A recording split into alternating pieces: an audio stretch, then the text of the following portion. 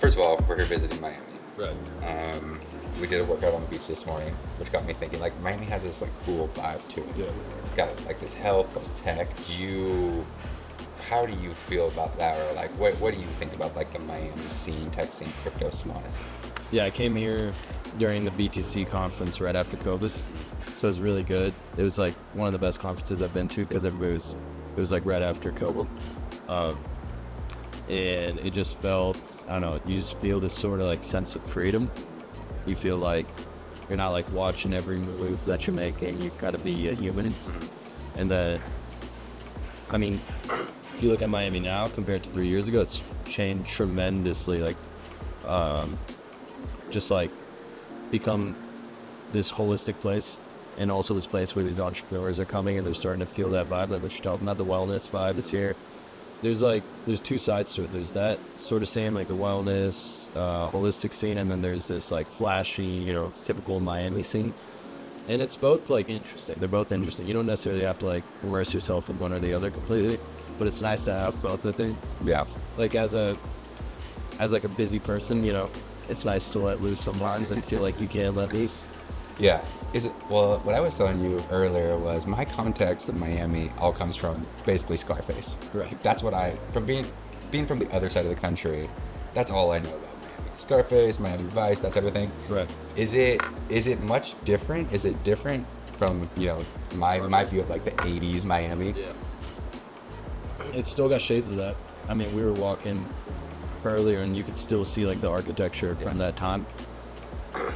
It's definitely changed. I think it's like the identity, Miami's kind of in an identity crisis, sort of being reborn right now. It was like a party scene, but now we have the port, and the port has actually, like, people have moved here because of the port, and that's exactly why we started the port, is like to create a hub, a community for people to come enjoy. When they see it, it's instantly like convincing, like beautiful weather, beautiful people, good food, and you have a hub with like-minded people, and everybody's super chill.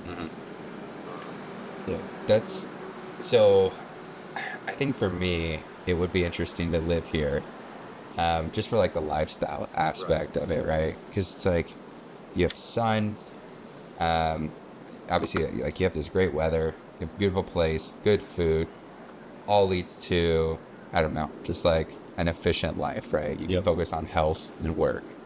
Is that? I mean, we were out there doing breath work. How did you feel? Like it?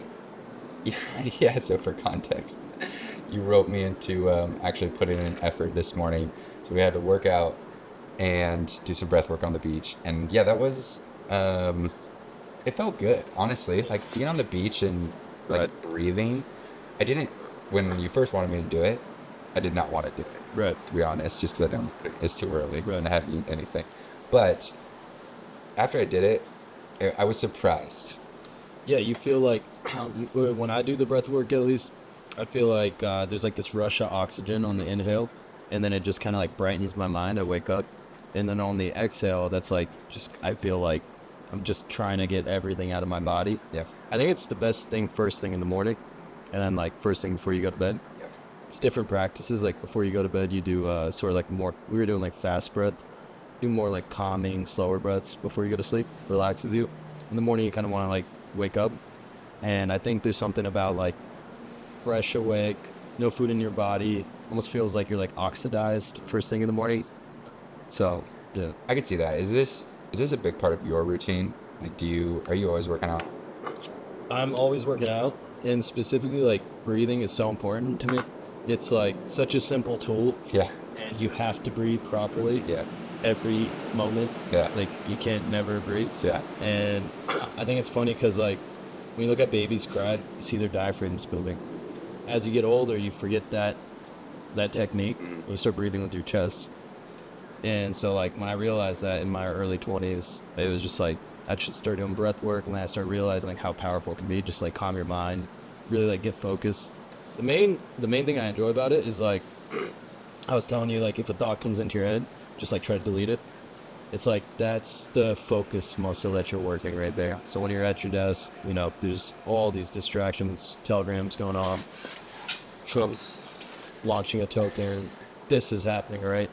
If you can just like if you can just like clear everything out and focus on what's the most important thing, then you have a superpower. Yeah. Yeah. Yeah, 100%. For me, I mean, yeah, it's very meditative. I used to do a lot of breath work, but now I think my meditation is on the golf course. I can't stop thinking about what's going on with Jito unless the only place I can do that is on the golf course. So tell me a little bit about, I guess, let's talk about the port a little bit.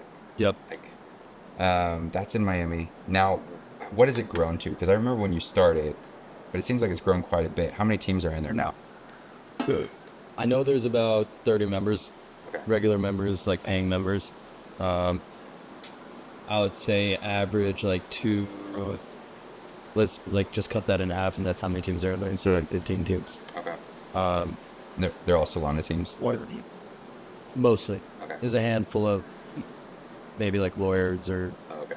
different types of teams. But it's been great. I mean, like I said, like people have come here, visited Miami, we take them to the port, and then like this just happened last weekend.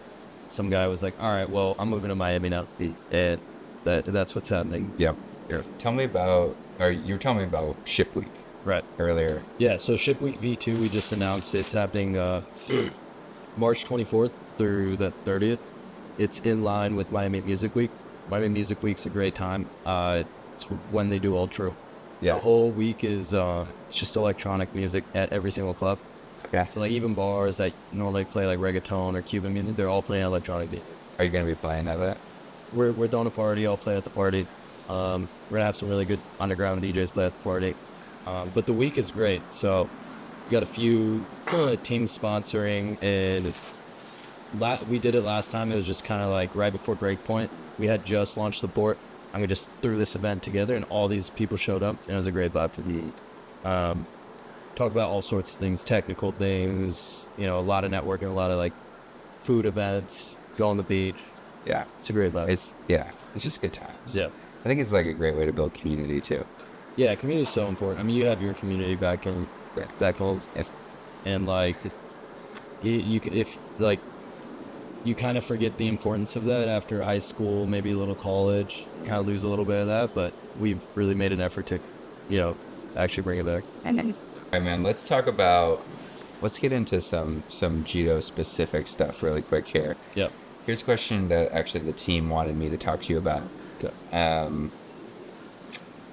The Trump obviously launched a coin. Right. It was a crazy night. Wish he would have launched it when I was awake. Right. I was sleeping, so I missed it. Yeah. What was that like from the Jito end? Because a lot of transactions obviously came through, a lot of volume. Yeah. Jito had to handle it. What happened? I think it was Saturday, right? Yeah, I think it was a Saturday. Yeah. So he launches, and then all of our iSev alerts go up. iSev is like, I'm getting paged, engineers are getting paged. And we're like, shit, what's going on? And then I look at the news, and immediate news because of that. Basically, our system, there's like a software bottleneck. These systems are just like buffers. Buffers are just things that hold data and how fast you could take things off the buffer, like at its core. And one of the buffers, we just weren't processing it fast enough or processing it intelligently. And you don't ever see these bottlenecks until like moments like that. The engineers got on, we all got on like war room. We had some tricks up our sleeve. About 2 hours in. So basically during this time, like Solana was unusable because Jito was not processing properly. So we fixed it, and all of a sudden people started landing transactions again. Yeah, it was great. It was crazy. I think we made the network about north of 100,000 SOL that day, which was like $28 million. So it was a ridiculous day. That was ridiculous. Yeah. Did you? I mean, just riff on this a little bit. Did you ever think that Jito would be here right now? Because I remember even when I started working or like contributing to the foundation over a year ago now, tips were not that high, right? And like when you guys started, they were nothing. And now, what was the biggest tip that just landed? Like the biggest single tip? Yeah. I mean, we've had $200,000 tips.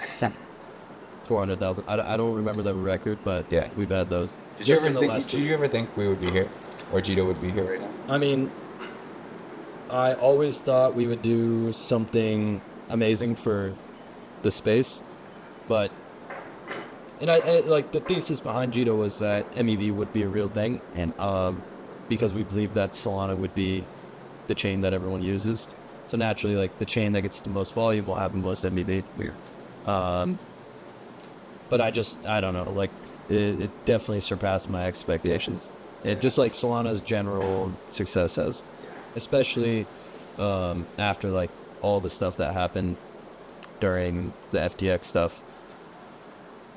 We were basically rock bottom. Mm. And I think like since we've come off that bottom, like bounced really hard off that bottom, Solana's here to stay for like decades. Yeah. What? Give me like the TLDR of where Jito is headed. Yeah, I think so. Everybody's aware of the restaking system that we've launched. It's all kind of slowly tying in together with the MEV system and the liquid staking. So I can speak to this a little bit. The MEV system today it's been successful financially. It's been great, but now we're thinking about what's the next iteration of that. And really, there's some stuff being worked on behind the scenes to really kind of like. The goal is to decentralize and create a market structure for Solana that's sustainable without Jito having a hand in it. We'll always be a steward of the chain, I think, but we want it to be self-sustainable and censorship resistant from block production soon. And restaking kind of plugs in there. We're working out through some details on that, but so like generally we're just thinking about what's the next market structure that's going to be like a decade or two resilient. Yeah. I like that about Jito and the team. Is every time I talk to you guys, it's like the thing that you're always thinking about is the bigger picture, right? Whether that's how do future products tie into products that we have now, Right. or what can we build that's going to make Solana as a whole, the whole ecosystem, better, right? Yeah. And I think that's a very sustainable way to think about things, and also, well, I mean, a benevolent way to think about things, right? Sure. Like we're trying to make this a better place for everyone. It's not just self-serving. Right. Right. Yeah, I mean, we're not here to just, we're here for the long term. Yeah. We're here for like, we don't care about cycles. We're here for multiple cycles. Yeah. We want to change the world. Yeah. Yeah. Change how finance is done. It's a grander vision than simply, the meme coin value extraction. Yeah. Yeah. Don't get wrong, love playing that game on my own. Yeah, it's fun. But I don't want to work for a company that Right. does that. Or I should say, I don't want to contribute to a foundation. If Brandon had anything to say about this interview, I have to, lawyer I speak. think you're good now, though. Right? Probably. Trump launched a meme coin. A lot of people. Yeah. I think it's floodgates Yeah. are open. Yeah. Cool, man. Is there anything else you want to chat about? I mean, yeah, the health and wellness stuff is important. Yeah. I think it's important to like balance yourself. Yeah. There was like, I think first year or two was a little more just kind of grind and get a product out, get some stickiness. I was still like, training jiu-jitsu and focusing on that stuff. But now I'm able to kind of like step back a little and think a little more higher level. Yeah. And really just try to balance myself so I can be a better person for myself, my family, and also for Jito. Yeah. I mean, honestly, it's super important. It's something you don't really think about when you're young as much because you have the energy. Right. But as you start getting a little older, like myself, taking care of the body is like it's number one, right? Because if you're not there mentally, Right. you don't have the energy. Obviously, you're not going to be able to serve the company as well as you Yeah, can. you basically, you want to be a killer. And the way you're a killer is no brain fog, Yeah. feel good, and you're good. That's right.